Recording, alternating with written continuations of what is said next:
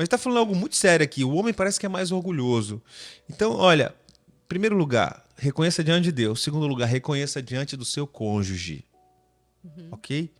E terceiro lugar, comece agora a dominar as suas reações.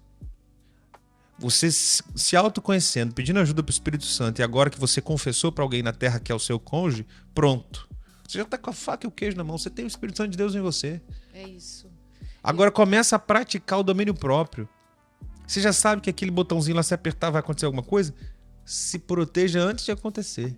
E quando tiver com a palavra na boca, dá um jeito de engolir, de medir bem, pensa 2 vezes. Aí entra em outros conselhos que a gente deu aqui.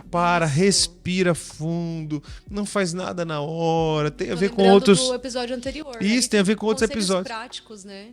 Tem a ver com outros episódios que a gente gravou.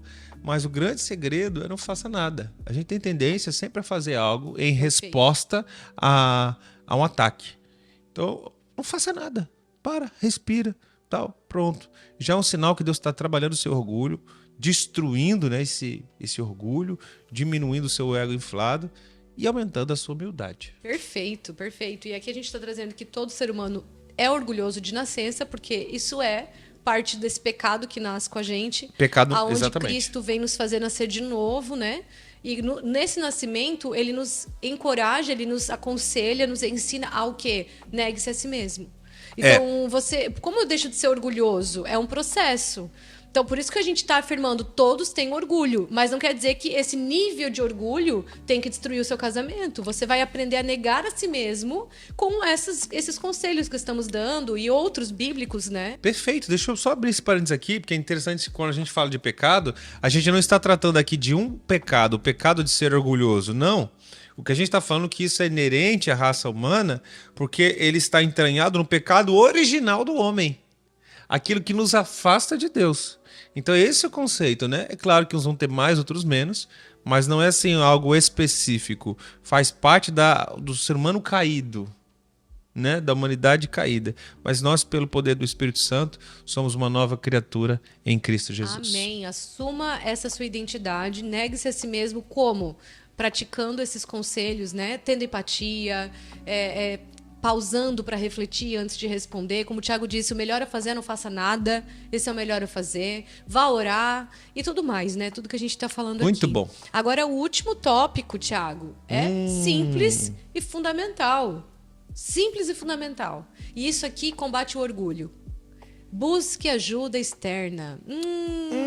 Meu Deus. Tá até assim, ó, se necessário, mas geralmente tem essa necessidade. Todo casal tem em algum momento uma necessidade de uma ajuda externa. Aquela pessoa lá do fundão dizendo assim, fala, Deus!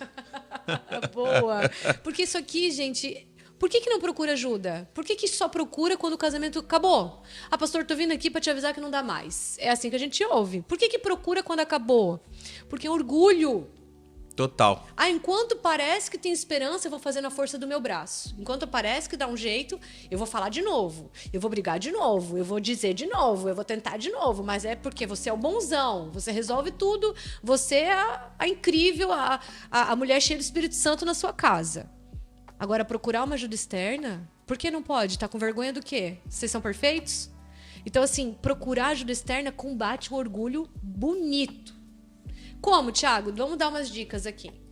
Vamos começar, porque às vezes a gente fala em ajuda externa, o argumento de alguns homens, não tem dinheiro para terapia. Pronto. Que a maioria, terapia, né? A maioria das pessoas associa ajuda externa com um terapeuta de casal. É verdade. A pessoa vai dizer assim, eu não tenho dinheiro. Se você tem condição, ótimo. É muito melhor você procurar realmente um especialista do assunto. Mas também há terapeutas e terapeutas. Exato, gente. Orem para que Deus direcione vocês aonde vocês vão fazer essa terapia. A gente já ouviu, tá, em aconselhamento, a pessoa que foi escolher qualquer terapeuta, terapeuta que não era cristão, e aí a pessoa foi lá se consultar e a pessoa falou assim, no seu caso, eu acho que o melhor mesmo é você separar. Muitos casos assim. Olha isso, gente. Então você busque um terapeuta que pelo menos tem o mesmo princípio que você. Esse é um conselho básico. Mas você tem também os conselheiros.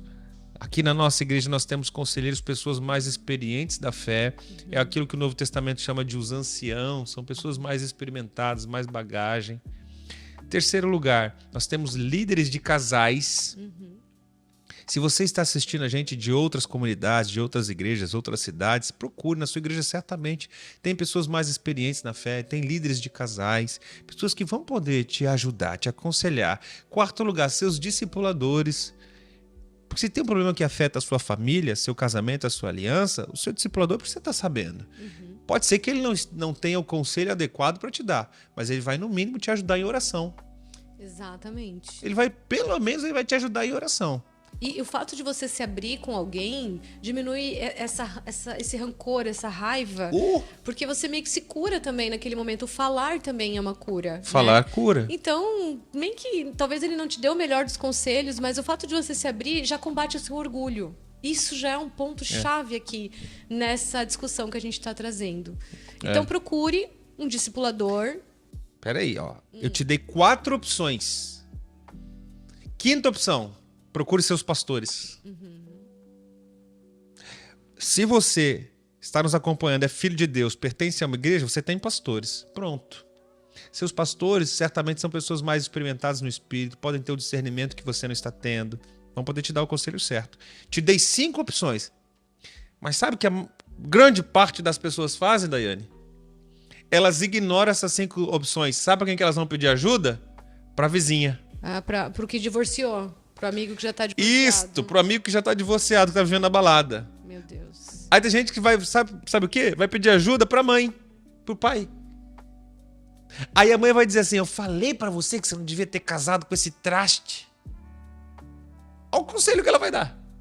Ah, gente, por favor, quantas vezes isso acontece? Sim, é claro que não são todos os pais, gente. A gente não tá generalizando. Tem pais que são muito sábios e você precisa saber da sua realidade. Isso né? aí, isso Agora, aí. o Thiago tá trazendo de situações muito reais. Mas mesmo assim, mesmo pais que são sábios, eu aconselho, eu te dei 5 opções. É que é bom gente neutra, né? Gente neutra. Gente que não tem aquele histórico do seu passado, que não sabe. Ah, mas você tá fazendo por causa daquilo, porque sabe? Ou eu já te avisei, ou eu já sabia. Ou vai puxar a sardinha pro seu lado. Eu quero trazer isso aqui.